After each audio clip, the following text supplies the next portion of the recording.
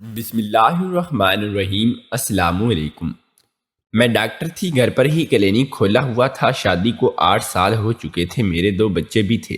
باہر ہسپتال میں نوکری کرنے سے بہتر مجھے گھر پر کلینک کھولنا لگا تھا۔ اس سے مجھے گھر اور کلینک کے لیے کافی سہولت ہو جاتی تھی۔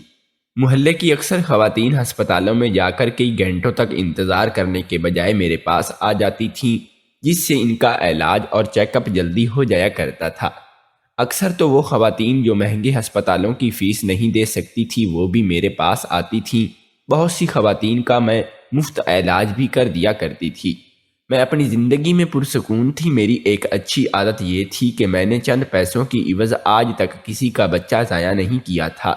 لیکن اب میں پریشان رہنے لگی تھی، کیونکہ روز ایک خوبصورت لڑکی میرے پاس آتی اور کہتی کہ میرا بچہ ضائع کر دو۔ میں منع کرتی تو وہ مجھے ایک ہی بات روز کہتی کہ تم نے بچہ ضائع نہ کیا تو بہت پچھتاؤ گی۔ میں حیران تھی کہ اس لڑکی پر جو گناہ کرنے کے بعد اب مجھے ابارشن کرانے کے لیے مجبور کر رہی تھی، لیکن میں نے تو نہ پہلے کبھی غلط کام کیا تھا نہ اب کرنے والی تھی۔ جب میں اس لڑکی سے اس بچے کے باپ کے بارے میں پوچھتی تو اس کے چہرے کا رنگ فیکا ہو جاتا۔ میں حیران تھی وہ مجھ سے کیوں گھبرا رہی ہے۔ میں کون سا اس کے بچے کے باپ کو جانتی تھی، لیکن اس کی عجیب حرکتیں مجھے ہمیشہ ہی شک میں مبتلا کر دیتی تھیں۔ میں اب اسے عجیب نظروں سے گھورنے لگی تھی۔ مجھے اب اس پر شدید غصہ بھی آتا تھا۔ اگلے روز میں نے کلینک سے چھٹی کی ہوئی تھی۔ میں گھر کے کاموں میں مصروف تھی، تب ہی مالی بابا نے آ کر بتایا کہ بیٹیا باہر آ جا، مریضہ آئی ہے۔ میں نے اپنے کام کو بیچ میں ہی ادھورا چھوڑا اور خود دیکھنے کے لیے چلی گئی، لیکن اس لڑکی کو اپنے سامنے دیکھ کر میرا پارا چڑھ چکا تھا۔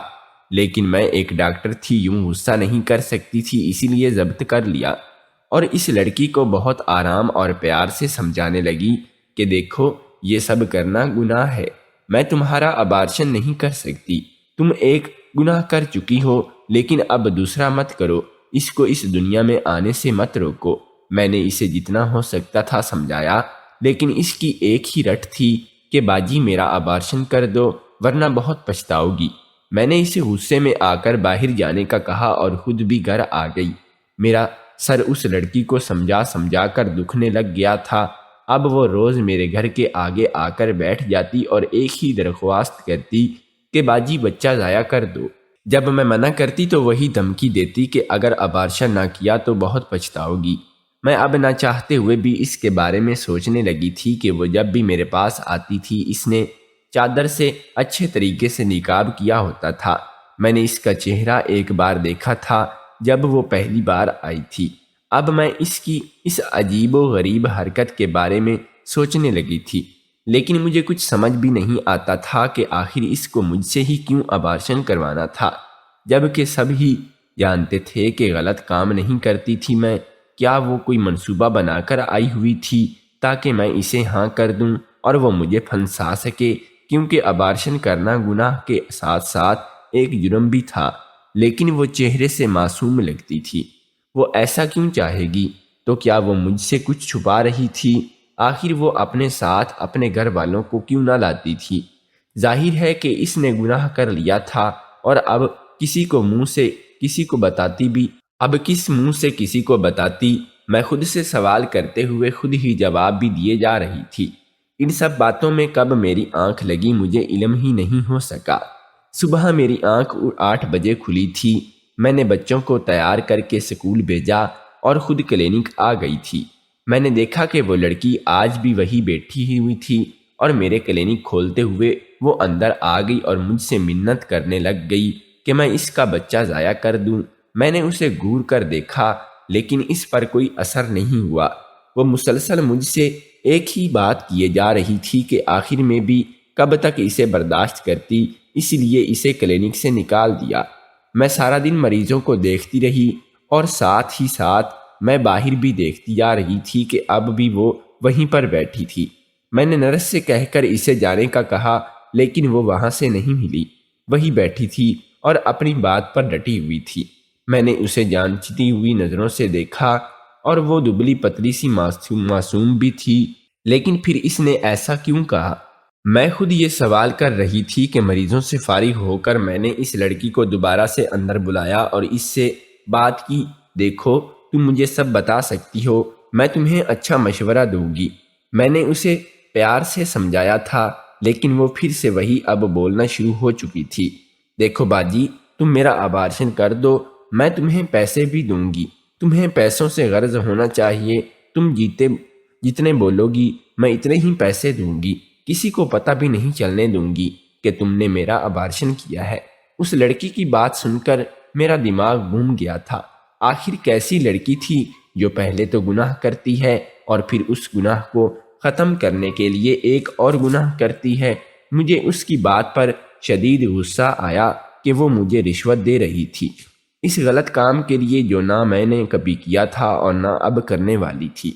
میں غصے میں اس سے بولی تھی کہ دیکھو لڑکی، تم نے جو کرنا تھا کر لیا، اب اسے پیدا کرو، اور اگر پھر بھی نہیں کرنا تو کہیں اور چلی جاؤ، یہاں یہ سب نہیں ہوتا۔ میں کوئی بھی غلط کام نہیں کروں گی۔ غصے سے بولتے ہوئے میں نے اسے دھکے دے کر باہر نکال دیا۔ باجی، تم بہت پچھتاؤ گی، دیکھ لینا، اگر تم نے میرا آبارشن نہ کیا تو تم بہت پچھتاؤ گی۔ وہ بھی غصے میں آتی بولی تھی۔ میں حیران تھی کہ ایک تو گناہ کر لیا اور اب زبردستی مجھ سے بچہ ضائع کروانے کا گناہ کروا رہی ہے۔ کلینک بند کرتی میں آخر گھر آ گئی اور یہ سوچ کر پریشان ہو چکی تھی کہ وہ آخر ایسا کیوں کر رہی ہے، ایسی کیا بات ہے جو وہ بتانا نہیں چاہتی تھی۔ لیکن ہمت مجھ میں بھی نہیں ہو پا رہی تھی۔ اگلی صبح میں نے جلدی کلینک کھول لیا تھا۔ 5 منٹ بعد وہ لڑکی کلینک میں داخل ہوئی اور مجھے پھر سے آبارشن کے لیے کہنے لگ گئی۔ میں نے اسے غور سے دیکھا تھا۔ چادر میں لپٹی ہوئی وہ پورا چہرہ ڈھانپے میرے سامنے کھڑی تھی اور بار بار پیچھے دیکھ رہی تھی۔ میں نے بھی شیشے سے باہر دیکھا تو مجھے وہاں کوئی نظر نہیں آیا۔ میں بہت حیران ہوئی کہ کوئی نظر نہیں آیا۔ میں بہت حیران ہوئی کہ باہر تو کوئی بھی نہیں تھا، تو وہ کیوں باہر دیکھ رہی تھی؟ جب گناہ کرتے وقت ڈر نہیں لگا تو اب کیوں ڈر رہی ہو؟ لڑکی، میں تلخ لہجے میں بولی تھی۔ میری بات سن کر اس لڑکی کے چہرے کا رنگ متغیر ہوا تھا۔ باجی، خدا کے لیے میرا آبارشن کر دو، میں تمہارے آگے ہاتھ جوڑتی ہوں۔ میرے سامنے ہاتھ جوڑتی وہ بول رہی تھی۔ میں نے کہا نا کہ میں ایسا نہیں کروں گی، تو پھر تم کیوں روز آ جاتی ہو؟ ایک ہی بات پر دہرانے چلی جاؤ۔ میں اسے کلینک سے باہر نکال دیا۔ میں نے دیکھا کہ وہ کلینک سے نکل کر سامنے بیٹھ گئی ہے۔ مجھے یقین تھا کہ اب وہ کلینک بند ہونے تک وہیں بیٹھی رہے گی۔ مجھے اس پر تھوڑی دیر کے لیے تو ترس آیا تھا، لیکن پھر یہ سوچ کے ہی مجھے غصہ آنے لگ گیا کہ اس نے غلط کام کیا ہے۔ میں جتنا ان سب سوچوں میں سے دور بھاگتی تھی، وہ اتنا ہی میرے ذہن پر سوار ہوتی جا رہی تھی۔ ایک روز میں کلینک جلدی بند کر کے گھر آ گئی اور گھر کے کاموں میں مصروف ہو گئی۔ میرا بیٹا کچن میں آیا اور مجھ سے کہا کہ امی، آپ سے کوئی ملنے آیا ہے۔ تو میں کام ادھورے چھوڑ کر ڈرائنگ روم میں آ گئی۔ سامنے وہی لڑکی بیٹھی ہوئی تھی۔ اس لڑکی کو دیکھ کر تو مجھے بہت غصہ آیا۔ آج وہ گھر کے اندر بھی داخل ہو گئی تھی۔ بولو، کیوں آئی ہو؟ میں نے روکھے لہجے میں اس سے پوچھا۔ باجی، خدا کے لیے میرا آبارشن کر دو، میں تمہاری احسان مند ہوں گی۔ خدا کے لیے باجی، تمہیں ایک بار کی کہی بات سمجھ نہیں آتی؟ کتنی بار کہا ہے کہ میں نہیں کروں گی بچہ ضائع۔ نکلو میرے گھر سے۔ ابھی اسے وقت بازو سے پکڑ کر میں اسے گھسیٹ تک گیٹ تک لائی اور بولی کہ باجی، خدا کے واسطے کر دو، اگر تم نے میرا آبارشن نہیں کیا تو تم بہت پچھتاؤ گی، اور اگر میں نے آبارشن کر دیا تو میں ساری زندگی کے لیے پچھتاؤں گی۔ بی بی، جاؤ، چلی جاؤ یہاں سے۔ گیٹ اس کے منہ پر بند کرتی میں بولی تھی۔ لڑکی کی باتیں سن کر میرے دماغ کی رگیں پھٹنے کو آن پہنچی تھیں۔ میں شدید ذہنی دباؤ کا شکار ہو چکی تھی۔ میں سمجھ نہیں پا رہی تھی کہ وہ ایسا کیوں کر رہی ہے۔ کیا واقعی وہ اتنی ہی معصوم اور ہے جتنی وہ دکھنے میں لگتی ہے؟ کیا وہ مجھے اپنے حال میں تو نہیں پھنسا رہی؟ کیا وہ مجھے اپنے جال میں تو نہیں پھنسا رہی؟ یہ سب سوچتے میری کب آنکھ لگ گئی مجھے پتہ ہی نہیں چلا۔ صبح میں اٹھی تو میرا سر چکرا رہا تھا، لیکن میں پھر بھی کلینک جانے کے لیے تیار ہو گئی۔ کلینک آئی تو وہ لڑکی پہلے سے ہی موجود تھی۔ میرے سر میں پہلے ہی بہت درد تھا، میں مزید کوئی بھی بکھیڑا نہیں بنا سکتی تھی، اس لیے میں لڑکی کو دیکھ کر اندر آ گئی۔ میرے اندر جاتے ہی وہ لڑکی اندر آ گئی اور روز کی رٹ شروع کر دی۔ باجی میرا ابارشن کر دو، باجی تم جو کہو گی میں کر دیا کروں گی، لیکن باجی میری مدد کرو، خدا کے لیے میری مدد کر دو، اگر تم نے میری مدد نہ کی تو تم بہت پچھتاؤ گی۔ باجی اس کی باتوں سے میرے سر پر شدید درد ہونے لگا۔ ایک دم میں غصے میں آتی بولی تھی کہ نہیں کروں گی، سمجھ نہیں آتی تمہیں؟ ایک بات کہوں، کیوں میرے پیچھے پڑ گئی ہو؟ اور نہیں کروانا مجھے تم سے کوئی بھی کام، چلی جاؤ ورنہ اچھا نہیں ہوگا، سمجھی؟ میں نے اسے ڈانٹ ڈپٹ کر کر بھگا دیا۔ مجھے لگا کہ وہ اتنی تذلیل کے بعد اب نہیں آئے گی، لیکن یہ محض میری خیال ہی تھے۔ اگلے روز وہ پھر میرے کلینک پر آ گئی اور مجھے ابارشن کا کہنے لگ گئی۔ میں نے اسے گور کے دیکھا، لیکن وہ رٹ لگائے بیٹھی رہی کہ باجی خدا کے لیے میرا بچہ ضائع کر دو ورنہ تم بہت پچھتاؤ گی۔ ساتھ ساتھ وہ میرے شوہر کو گورتی چلی جا رہی تھی۔ میں نے اسے کھا جانے والی نظروں سے دیکھا تھا۔ مجھے اس لڑکی کا یوں اپنے شوہر کو گور گور کر دیکھنا بالکل بھی اچھا نہیں لگ رہا تھا، اس لیے میں نے اس لڑکی کو بازو سے پکڑ کر کلینک سے باہر نکال دیا۔ خبردار جو یہاں آئی تو پیار کی زبان تمہیں سمجھ نہیں آتی، چبا کے میں بولی تھی۔ اب وہ لڑکی روز میرے پاس آتی اور مجھے ابارشن کا کہتی اور میرے شوہر کو گورتی رہتی تھی، جبکہ میرا شوہر تو اسے دیکھتا بھی نہیں تھا، وہ اپنے کام میں مصروف ہوتا تھا۔ لیکن اس لڑکی سے مجھے اب نفرت ہونے لگ گئی تھی۔ پہلے ایک گناہ کر لیا، پھر اسے چھپانے کے لیے ایک اور گناہ کر رہی تھی جسے میں مجھ میں شامل کرنا چاہتی تھی۔ وہ لڑکی ایک شیطان کی طرح مجھے اکسانے آ جاتی تھی۔ میں نے ہر صورت اس کا کام کرو تو اسے لگتا تھا کہ مجھے دمکا کے کام کروا لے گی، لیکن ایسا نہیں تھا۔ میں اتنی بے وقوف نہیں تھی کہ یہ سب کروں، اور اب وہ لڑکی میرے شوہر کی توجہ کی طلبگار بننے کی کوشش کر رہی تھی۔ مجھے اس بات کی وجہ بھی اس لڑکی سے کوفت ہونے لگی تھی۔ میں نے سوچ لیا تھا کہ اب اگر وہ لڑکی آئی تو اسے دھکے دے دے کر باہر نکال دوں گی۔ اگلی صبح وہ لڑکی دوبارہ سے میرے گھر کے باہر آ کر بیٹھ گئی۔ مجھے دیکھتے ہی کہ میں کلینک میں بیٹھی ہوں تو اندر آ گئی۔ اس لڑکی کو دیکھ کر تو میرا پارا چڑھ چکا تھا۔ چلی جاؤ لڑکی یہاں سے، ورنہ آج میں بہت برا پیش آؤں گی تمہارے ساتھ۔ میں اس لڑکی کے بولنے سے پہلے ہی بول اٹھی تھی۔ باجی میں روز آتی ہوں، خدا کے لیے میرا ابارشن کر دو، میں تمہارے آگے ہاتھ جوڑتی ہوں، خدا کے لیے میری مدد کرو، میرا بچہ ضائع کر دو۔ باجی اگر تم نے میرا بچہ ضائع نہیں کیا تو تم بہت پچھتاؤ گی، دیکھ لینا۔ میری اس بات کو مذاق مت سمجھو، اگر یہ راز کھل گیا تو واقعی بہت پچھتاؤ گی۔ منت سماج سے جب اس کا کام نہیں بنا تو وہ لڑکی دھمکی پر اتر آئی تھی، ساتھ ہی ساتھ وہ میرے شوہر کو گور گور کر دیکھ رہی تھی۔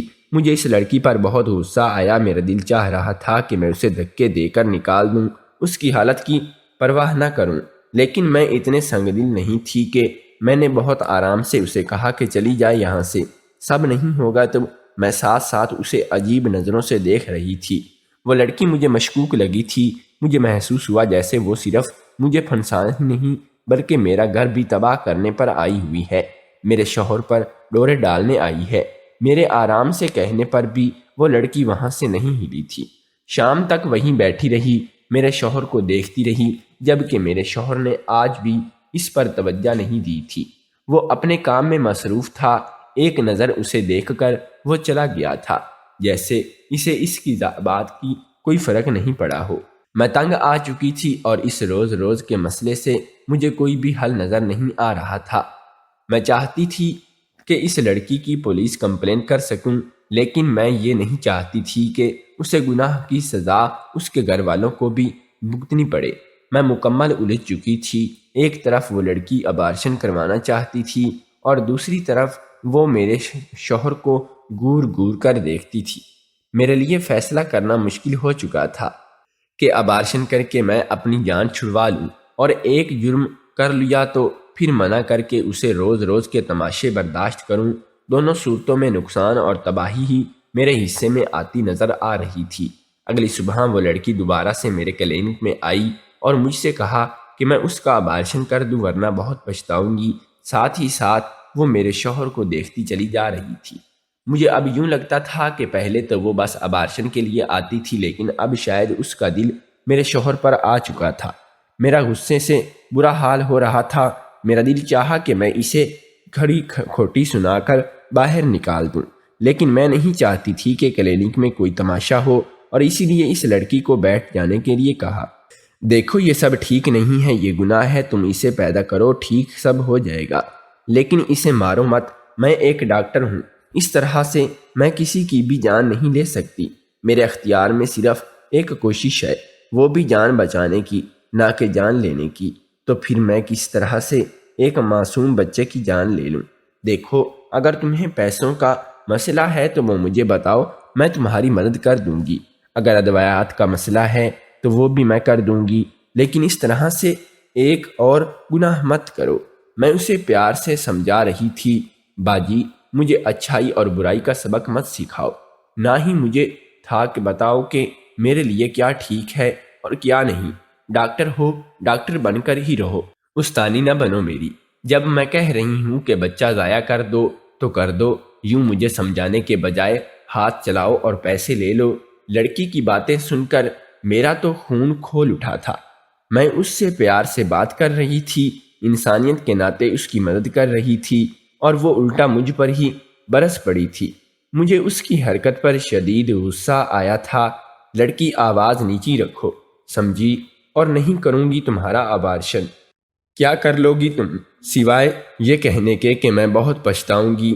چلی جاؤ یہاں سے، ورنہ میں اس بار واقعی میں کچھ کر دوں گی۔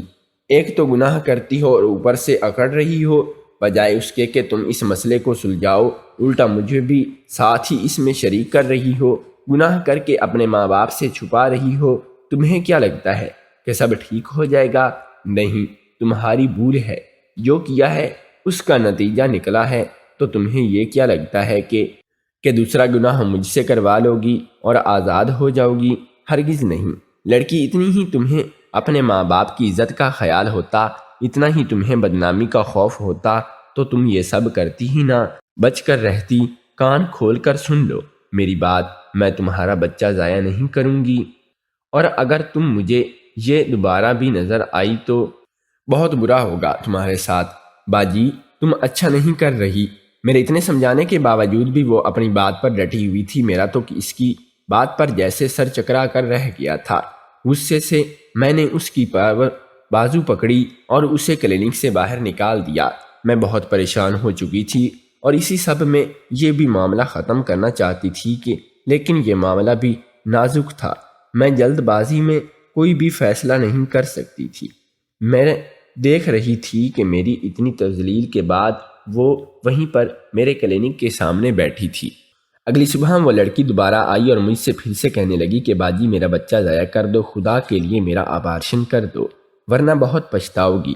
ساتھ ہی وہ میرے شوہر کو گھورتی جا رہی تھی۔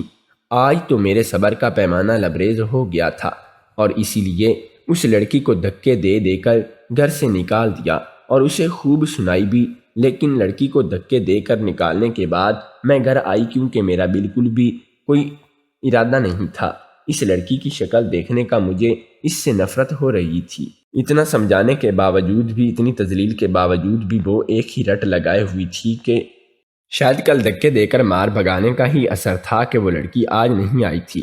میں نے سکھ کا سانس لیا کہ چلو جان چھوٹی، اب میں آرام سے کام کیا کروں گی۔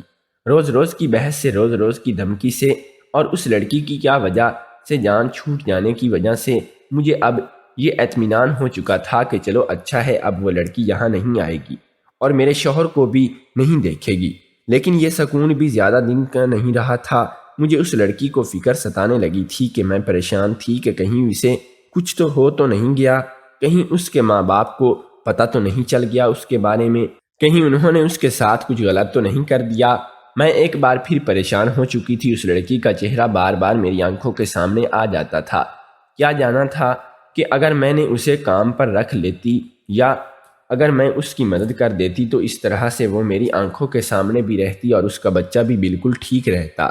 مجھے اسے اتنی باتیں نہیں سنانی چاہیے تھیں، مجھے اسے دھکے دے کر نہیں نکالنا چاہیے تھا، مجھے اس کا خیال کرنا چاہیے تھا۔ میں نے غلط کر دیا اس کے ساتھ۔ یہ سب باتیں مجھے اندر ہی اندر پریشان کر رہی تھیں۔ میں دعا کر رہی تھی کہ وہ لڑکی بالکل ٹھیک ہو اور اس کا بچہ بالکل ٹھیک ہو، وہ دونوں حفاظت سے ہوں، اور اس بات کو کافی عرصہ گزر چکا تھا۔ اب تو میں اس واقعے کو بھول چکی تھی، اور ایک دن میں کچن میں ہی کام کر رہی تھی کہ جب میرا شوہر وہ ایک چھوٹا سا بچہ اپنے بازو میں اٹھائے گھر میں داخل ہوا۔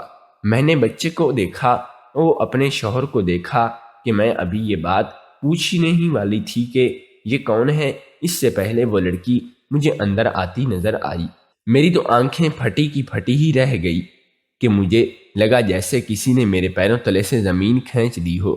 شوہر کے ساتھ اس لڑکی کو دیکھ کر میرے تو ہوش ہی اڑ گئے۔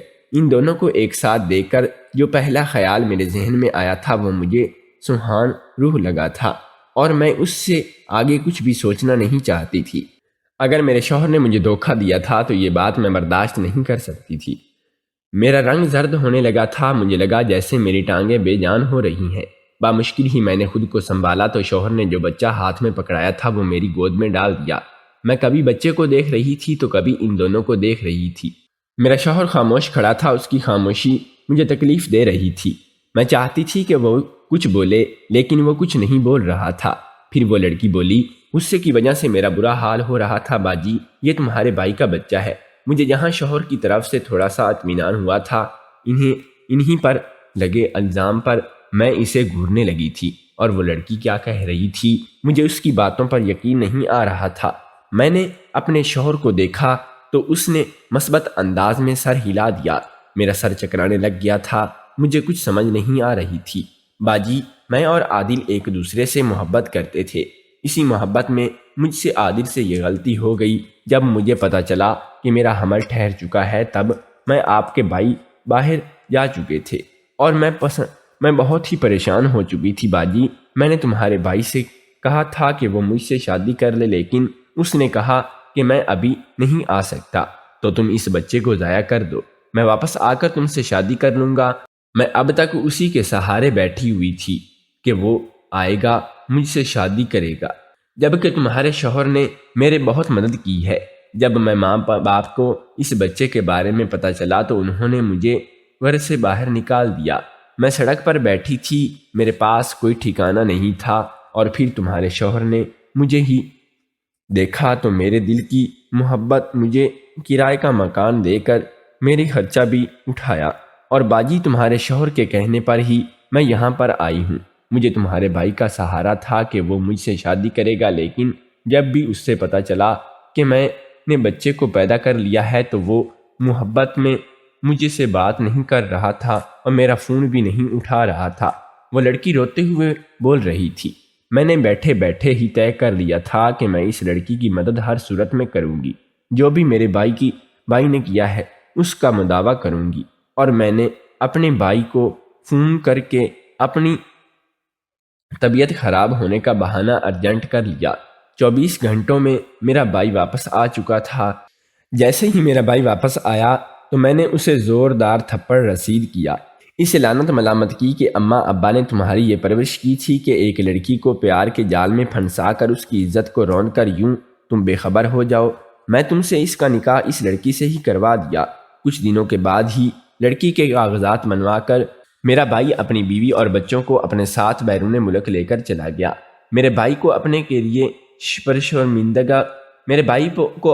پر شرمندگی تھی۔ اس نے ایک لڑکی سے معافی بھی مانگی تھی اور اسے اپنے ساتھ لے گیا۔ اب وہ دونوں ہی اپنی زندگی میں خوش ہیں، اپنے بچے کے ساتھ اچھی زندگی گزار رہے ہیں۔ اپنی بہن بیٹیوں کو اپنے اعتماد میں لے کریں، اور وہ کسی کو پسند کرتی ہیں تو جانچ پڑتال کروا کر ان کے مستقبل کا صحیح فیصلہ کیا کریں، اور بالغ ہوتے ہی اولاد کے فرض کی ادائیگی کر دیا کریں، ورنہ وہ غلط روش اختیار کر گئی تو آپ کو بہت بڑا نقصان اٹھانا پڑ سکتا ہے۔ کچھ بچے تو اپنی نادانی میں خودکشی کرنے کی سنگین غلطی کر بیٹھتے ہیں۔ کیا میرے بھائی نے محبت کے نام پر اس لڑکی کی عزت کو روند کر اسے شادی کا دلاسا دے کر دوسرے ملک جا کر صحیح کیا تھا؟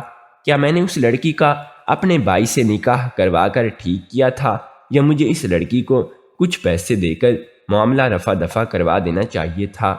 کمنٹ کر کے ضرور بتائیے گا۔